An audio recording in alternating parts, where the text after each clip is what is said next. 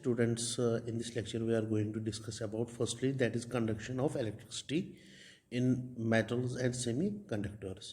Metallic conductors में movement of electrons की वजह से करंट चलती है, while as electrolytes में किसके through, that is through ions के थ्रू. अगर हम यहाँ पे देखेंगे जो मेटेलिक कंडक्टर्स होते हैं उनमें दो तरीके के ऑर्बिटल्स एक्चुअली होते हैं. एक को हम बोलते हैं वैलेंस बैंड और दूसरे को हम बोलते हैं कंडक्शन बैंड. ये बैंड क्या होता है एक्चुअल में? These are molecular orbitals which are in close proximity to each other. Metals में क्या होता है कि there is no energy gap between valence band and conduction band. Means जो वैलेंस बैंड होता है उसमें कंडक्शन बैंड इम्बेडेंट होता है, मीन्स उसी में जुड़ा हुआ होता है. while as insulators में there is large gap between valence band and conduction band. Okay, in semiconductors इसमें बहुत ही कम गैप होती है. जैसे कि एग्जांपल हम लेंगे सिलिकॉन और जर्मेनियम की. यहाँ पे अब आ गए यहाँ पे कौन सी? डोपिंग. डोपिंग हम क्या बोलते हैं कि जो इंट्रिंसिक सेमीकंडक्टर्स होते हैं, मीन्स अगर हम उनमें कंडक्टिविटी इंक्रीज करना चाहेंगे, we are adding a suitable impurity. So adding of impurity is called doping.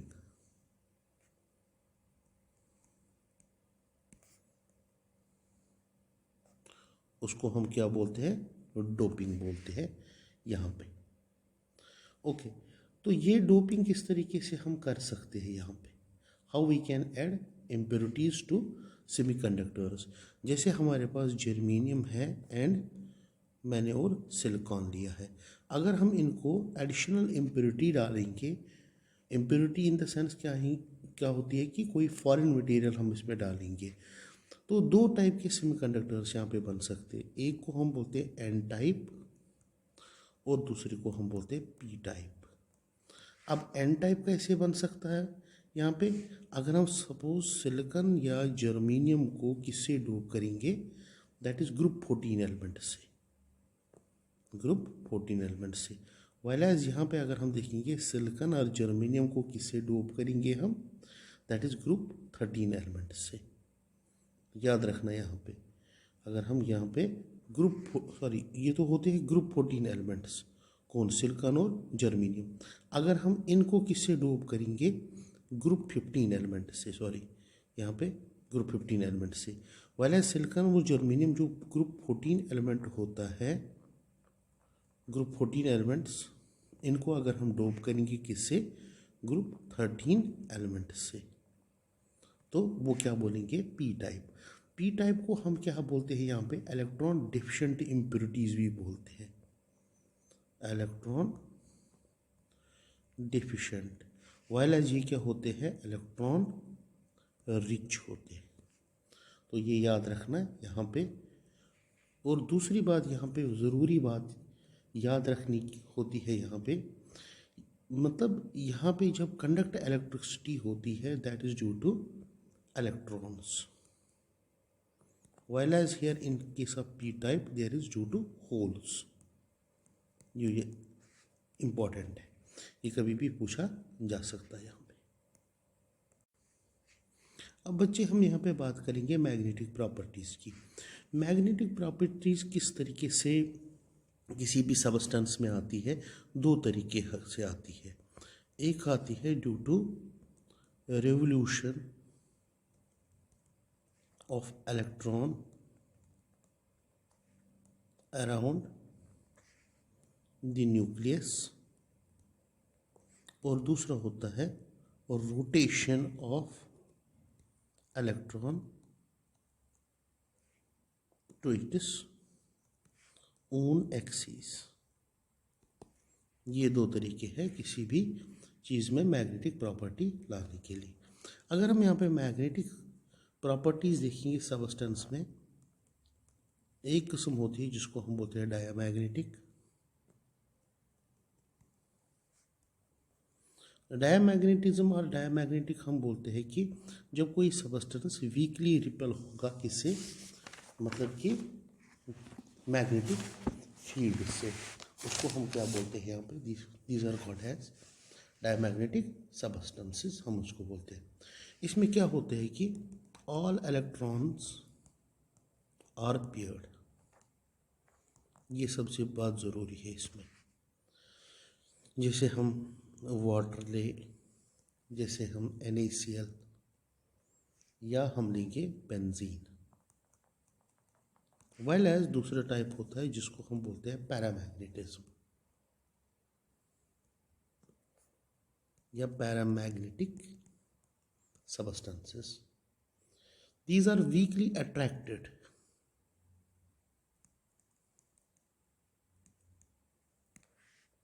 by magnetic field. इसमें होते हैं one or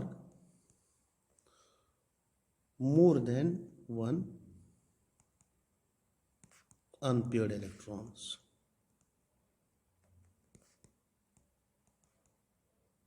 ओके और दूसरी बात यहाँ पे होती है कि अगर हम एग्जाम्पल्स यहाँ पे लें, जैसे O2 की बात करेंगे हम, कॉपर 2+2 की बात करेंगे, आयरन 3+2 की बात करेंगे, क्रोमियम 3+2 की बात करेंगे। फिर होता है तीसरा टाइप जिसको हम बोलते हैं फेरो मैग्नेटिक।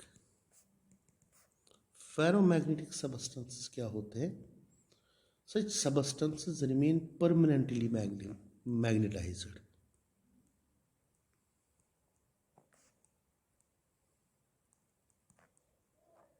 Permanently magnetized. Even अगर हम एक्सटर्नल मैग्नेटिक फील्ड को रिमूव भी करें, फॉर एग्जाम्पल आयरन, कोबाल्ट, निकल एंड CrO2, क्रोमियम डाइऑक्साइड। फिर और एक टाइप आता है जिसको हम बोलते हैं antiferromagnetic substances. Antiferromagnetic substances में क्या होता है? They have zero magnetic movement. इसमें जीरो मैग्नेटिक मूवमेंट क्यों होती है? बिकॉज जितने भी यहाँ पे इलेक्ट्रॉन्स अनपेयर्ड होते हैं, दे हैव अपोजिट स्पिन। मतलब number of electrons which are unpaired here have opposite spin. मतलब यहाँ पे हम बोलेंगे they have equal number of electrons with opposite spin। यानी कि सपोज अगर 10 इलेक्ट्रॉन्स होंगे, 5 इलेक्ट्रॉन्स की स्पिन होगी क्लॉकवाइज और 5 की क्या होगी? Anti clockwise. जैसे हम एग्जाम्पल लेंगे Fe2O, Fe3O4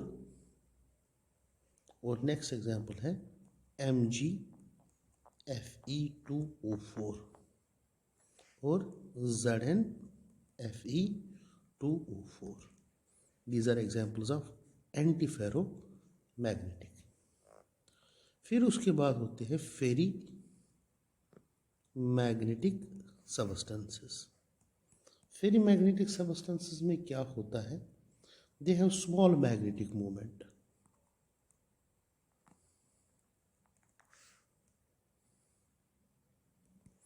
यहाँ पे क्या होते हैं? Unequal number of electrons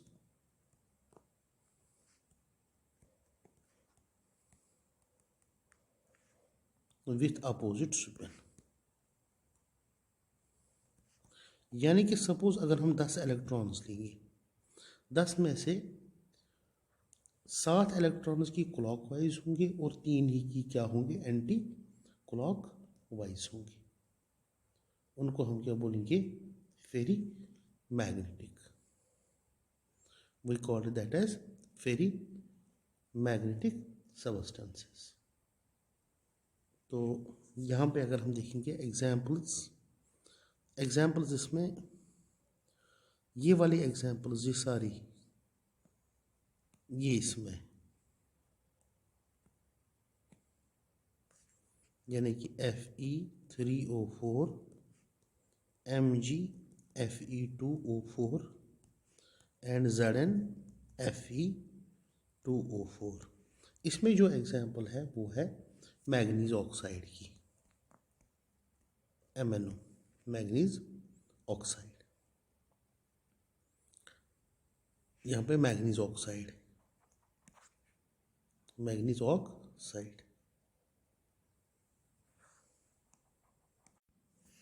okay बेटा, पहला क्वेश्चन यहाँ पे आता है कि which of the following is correct axial distance and axial angle for rhombohedral system.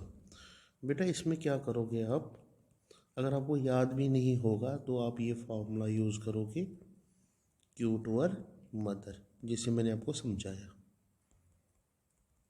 Okay, तो यहाँ पे अगर हम देखेंगे रोम्बोहेड्रल तो लास्ट वन है। अब मैं सारे यहाँ पे सिस्टम नहीं बनाऊंगा। जो मेरे साथ सिस्टम में पहला है क्यूबिकल, फिर उसके बाद ऑर्थोरोम्बिक, फिर इसके बाद टेट्राहेड्रल, टेट्राहेड्रल हमारे पास है, यानी कि टेट्रागोनल हमारे पास है, फिर इसके बाद है ऑर्थोरोम्बिक। फोर्थ वन हमारे पास है मोनोक्लिनिक, फिर है ट्राइक्लिनिक, फिर है हेक्सागोनल, फिर इसके बाद है रोम्बोहेड्रल। तो मैंने आपको बताया था यहाँ पे आपको क्या करना है, A = B = C। फिर इसके बाद क्या बोला था, A = B ≠ C। फिर इसके बाद आपको नीचे से आना है, यहाँ पे लिखना है आपको A = B = C। तो यहाँ पे मैंने बताया था आपको कि यहाँ पे होगा alpha = beta = gamma but not = 90 degree. जहाँ पे ये ऑप्शन होगी that will be the correct. अब देखो, so it is option number first which is correct here. बच्चे, how we can solve this question. इसमें आपको क्या करना है बेटा, सिंपल याद रखना। अगर हम यहाँ पे देखेंगे बाइनरी सॉलिड है, AB type has rock solid या rock salt structure. Edge length is 400 picometer and radius is 75 picometer. मगर किसका रेडियस जहाँ पे 75 पाइकोमीटर है, दैट इज कैटाइन का। इसका कैटाइन, दैट इज कैटाइन का 75 पाइकोमीटर। तो किस तरीके से हम निकालेंगे यहाँ पे, अगर पहले हम देखेंगे रॉक सॉलिड यानी कि साल्ट लाइक स्ट्रक्चर है यहाँ पे, तो यहाँ पे डिस्टेंस बिटवीन A और B के दरमियान कितना होगा, distance between A positive and B negative will be equal to half of edge length. So that will be equal to half of edge length कितनी है यहाँ पे 400, so that is 200 picometer. So now this is the nearest neighbor distance, A और B, यानी कि A positive that is R positive plus R negative, that will be equal to 200 picometer. So here R negative will be equal to 200 picometer minus R positive. So R negative will be equal to 200 picometer minus 75 picometer, that is 125 picometer के बराबर होगा। So option B is correct here. Okay बच्चे, next question हमारे पास है, atom A is every element of FCC, atom B is present at every octahedral void and atom C is present at 25% of TD voids. What is molecular formula? बच्चे पहले हमें ये पता होनी चाहिए कि अगर हमारे पास FCC सिस्टम है, FCC सिस्टम में टोटल नंबर ऑफ पार्टिकल्स कितने होते हैं, दैट इज इक्वल टू 4। सो यहाँ पे अगर हम देखेंगे A4 होगा, तो क्वेश्चन को आपको हिंट मिला होगा कि थर्ड ऑप्शन इज करेक्ट, ठीक है ना, third option is correct. But अभी क्वेश्चन हमें आगे चलना है इसमें, ठीक है ना। तो आपको लग रहा है कि यहाँ पे अगर कोई इतना ही सॉल्व करेगा तो उसको लगेगा कि A4 आ गया हमारे पास, तो it is third option. But ध्यान से सुनना कि इस क्वेश्चन में आपको क्या करना है आगे। देखो, तो A तो 4 आ गया हमारे पास, ओके। अब B देखना है, these are present at every octahedral voids. Octahedral voids भी कितने होते हमारे पास? 4 होते। क्या होते? ऑक्टाहेड्रल वाइड्स इज 4, यानी कि अगर नंबर ऑफ पार्टिकल जितने होंगे उतने ही ऑक्टाहेड्रल वाइड्स होंगे। तो all octahedral voids means B भी कितना होगा यहाँ पे 4। बट सी कितना है हमारे पास? 2 into number of particles, that is 2 into 4, that is 8। 8 है हमारे पास टोटल टेट्राहेड्रल वाइड्स। ये तो ऑक्टाहेड्रल वाइड्स हो गए। टेट्राहेड्रल वाइड्स मगर 8 है हमारे पास, मगर 8 में से ओनली ऑक्यूपाई कितना है? 25%। It is 25 divide by 100। Okay, so that is, जब हम इसको सॉल्व करेंगे that is equal to 2। So what will be the यहाँ पे मॉलिक्यूलर फार्मूला? A4B4C2। ये तो कोई फार्मूला ही नहीं आ रही हमारे पास यहाँ पे। चलो हम इसको अब सिंपलीफाई करेंगे। It is 2 1 2 2 and 2, so it is A2B2C। So most of the बच्चे तो थर्ड ऑप्शन देंगे, मगर कौन सी ऑप्शन करेक्ट है? It is option number first. बच्चे इसमें हम डायरेक्टली डेंसिटी की फॉर्मूला लगाएंगे इस क्वेश्चन में। क्वेश्चन क्या पूछता है? An element having atomic mass 60 having FCC arrangement has density of 6.23 gram per centimeter cube. What is the edge length of unit cell? तो हम यहाँ पे कौन सी फॉर्मूला यूज़ करेंगे? डेंसिटी की। वी नो डेंसिटी किसके बराबर होती है? मास पर यूनिट वॉल्यूम। मगर यहाँ पे हम क्या लेंगे? It is N into M. What is M? Molecular mass upon volume into Na। ये मैंने पहले आपको बताई है ये formula. What is N? N is number of atoms. तो यहाँ पे FCC अरेंजमेंट जब होता है फेस सेंटर्ड क्यूबिक में, फेस सेंटर्ड क्यूबिक में Z मीन्स N किसके बराबर होता है? नंबर ऑफ पार्टिकल्स 4 के बराबर। M भी पता है अब यहाँ पे हमारे पास, तो यहाँ पे Na भी पता है और डेंसिटी भी पता है। तो वॉल्यूम किसके बराबर होगा? That will be equal to N into M upon density into Na। And volume क्या होता है? It is length cube. तो लेंथ क्यूब मीन्स L निकालना है। आसान भाषा में L हमें यहाँ पे निकालना है, वो हम करेंगे यहाँ पे। तो मैं लिखूँगा यहाँ पे it is L cube will be equal to, it is 4 into 60 upon density किसके बराबर है? 6.23 ग्राम पर centimetre cube into Na, it is 6.02 into 10 की power 23। When we solve this it is L cube. L cube क्या होगा? अगर हम यहाँ पे देखेंगे इट इज़ 60, इट इज़ 60, ये 10 की पावर 23 माइनस 23 बन जाएगा। तो ये यहाँ पे 10, इट इज़ 10 4 ज़ार 40, ओके, एंड 4, तो यहाँ पे 6 4 ज़ार 24, तो ये बन जाएगा 240 इंटू 10 की पावर माइनस 23, ओके, 10 की पावर माइनस 23। तो यहाँ पे फिर सॉल्व करने के बाद अगर मैं L क्यूब लिखूँ, मैं लिखूँगा 24, इट इज़ 24, यस, नहीं, यहाँ पे थोड़ा सा मैं चेंज करूँगा इस क्वेश्चन को। मैं यहाँ पे थोड़ा बहुत सॉल्व करूँगा इस क्वेश्चन को। इट इज 6 4 ज़ार 24, Okay, 6 4s are 24. It is 4 into 60 divided by 623 into 6 point. तो जब मैं इसको कैलकुलेट यहाँ पे कर रहा हूँ, कैलकुलेट करने के बाद ये आएगा 6.4 into 10 की power -23. So LQ will be equivalent to 64 into 10 की पावर -24. अब यहाँ पे आएगा L will be equivalent to cube root of 64 into 10 की power -24. So it is 4 4 is 16 24. So it is 4 into 10 की power -8. So this will be the answer of this question.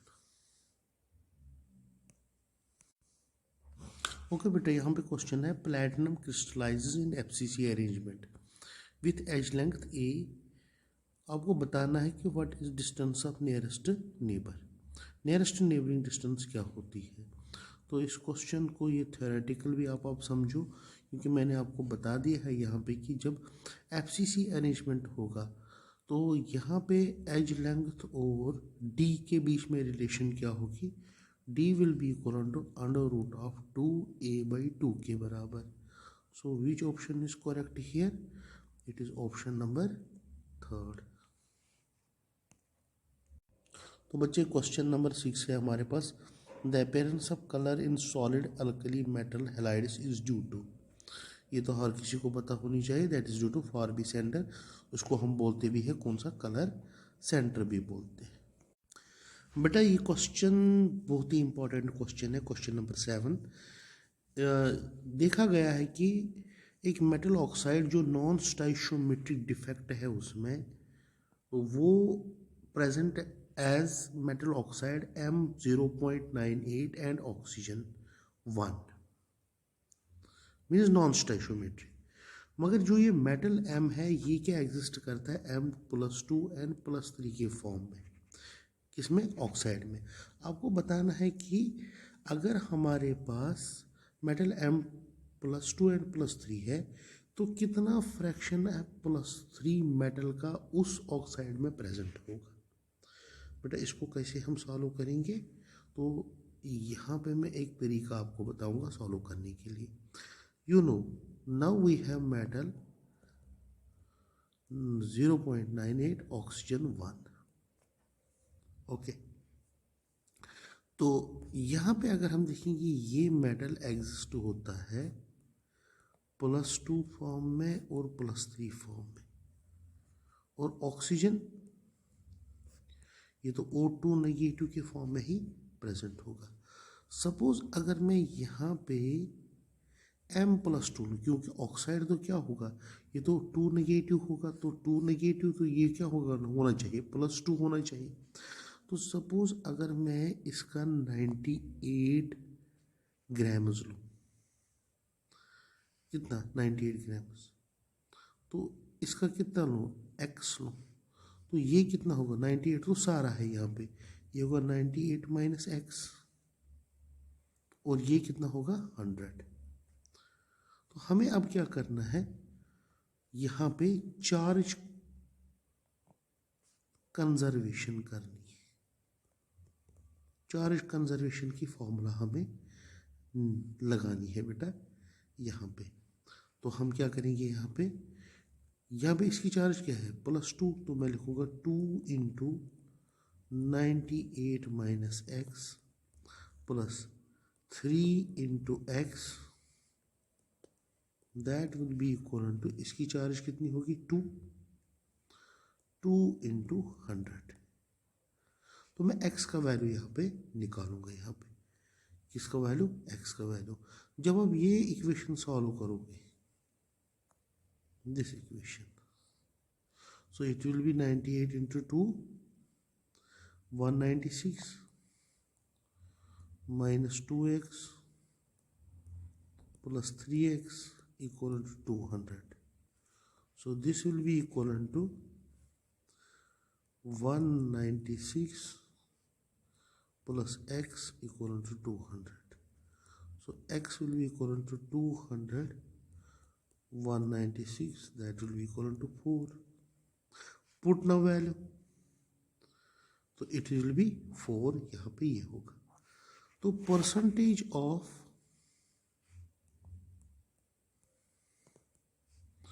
m+3 किसके बराबर होगा?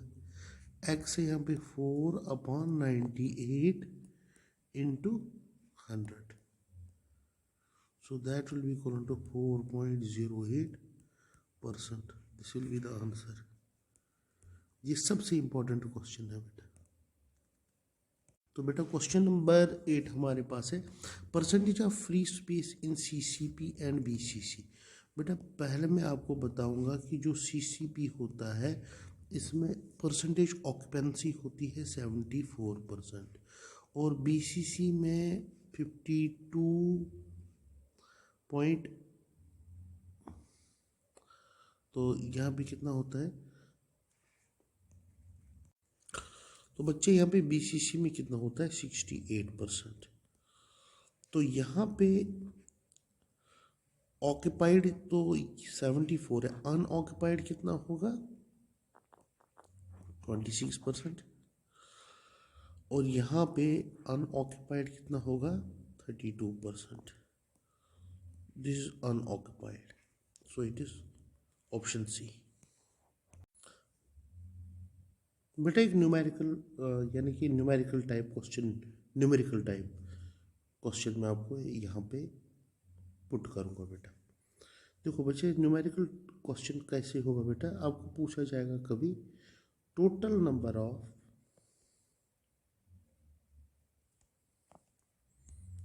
Brevis lattices in cubic crystal system is, फिर dash dash दिया गया। आपको बताना है कि टोटल कितनी होगी। बेटा ये आपको पूछता है यहाँ पे कि क्यूबिक में कितने होंगे, तो मैंने आपको बताया था कि क्यूबिक में कितने होते हैं? 3 होते हैं। फिर इसके बाद टेट्रागोनल में 2, ऑर्थोरोम्बिक में सबसे ज़्यादा 4 होते हैं। सो what will be the answer here? 3। अब हम आएंगे क्वेश्चन नंबर 10 पे। तो क्वेश्चन क्या है? The number of nearest neighbours around each particle in FCC arrangement is, ये भी अगर हम यहाँ पे बोलेंगे तो कितने होंगे यहाँ पे?